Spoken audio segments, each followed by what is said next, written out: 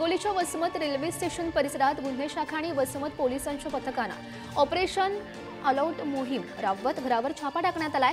छाप्यात 3 तलवारीसह एक बंदूक जप्त झाली आहे। शस्त्र बाळगणाऱ्यांवर कारवाईचे आदेश पोलीस अधीक्षक श्रीकृष्ण कोकाटे यांनी दिले होते। जालन्यातील घनसावंगी तालुक्यातील खापरदेव हिवरा येथे शेतवस्तीवर दरोडा पडलाय। एका जोडप्यावर 2 ते 3 दरोडेखोरांनी हल्ला करत 1 लाख रुपयांचं सोनं लंपास केला। हल्ल्यात पती पत्नी गंभीर जखमी आहेत, तर पोलीस प्रकरणाचा अधिकचा तपास करतात। 3 वर्षांपूर्वी गतिमंद अल्पवयीन मुलीचा विनयभंग केल्याप्रकरणी लोणावळ्यामधील 26 वर्षीय तरुणास न्यायालयानं दोषी ठरवत 5 वर्षांची शिक्षा सुनावलेली होती।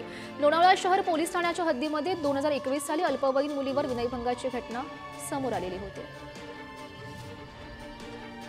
जालना पोलिसांनी अवैधरित्या वाळूची वाहतूक करणारा टिप्पर जप्त केलाय। मानेगाव ते खोडेपुरी रस्त्यावर ही कारवाई झाली आहे। या प्रकरणी पोलिसांनी टिप्पर चालकास अटक केली आहे, तर एकूण 8,18,000 रुपये किमतीचा मुद्देमाल पोलिसांनी जप्त केला।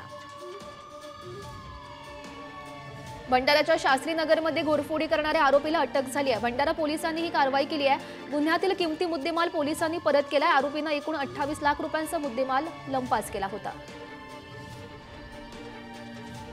जळगावच्या कालिका माता मंदिर परिसरात 30 वर्षीय तरुणाची निर्घुण हत्या झाली आहे। कौटुंबिक वादातून पत्नीच्या नातेवाईकांनी हत्या केल्याचं उघडकीस आलं।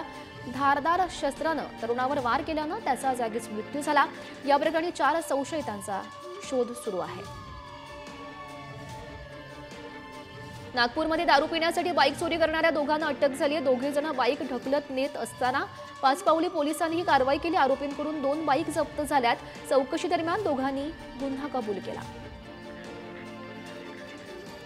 नागपुरात एमडी ड्रग्सची खरेदी विक्री करणाऱ्या 3 आरोपींना अटक झाली आहे। माणकापूर पोलिसांनी ही कारवाई केली आहे। आरोपींकडून 20 ग्रॅम एमडीसह रोख आणि दुचाकी असा एकूण 4,24,000 रुपयांचा मुद्देमाल जप्त झालाय। नाशिकच्या येवल्यातील कोळम गावात 4 ते 5 दरोडेखोरांच्या टोळीनं महिलांना मारहाण केलं। टोळी महिलांच्या अंगावरील दागिन्यांसह रोख रक्कम लुटून पसार झाली। मारहाणीत महिला गंभीर जखमी झाल्याची माहिती आहे। या प्रकरणी पोलिसात गुन्हा दाखल झाला। नाशिकच्या पिंजर गल्ली परिसरात एका घरातून 4 तलवारी जप्त झाल्यात। येवला शहर पोलिसांनी ही कारवाई केली आहे। या प्रकरणी आरोपीला अटक केली असून तलवारी नेमक्या कुठून आणि कशासाठी आणल्या याचा तपास पोलिसांकडून सुरू आहे।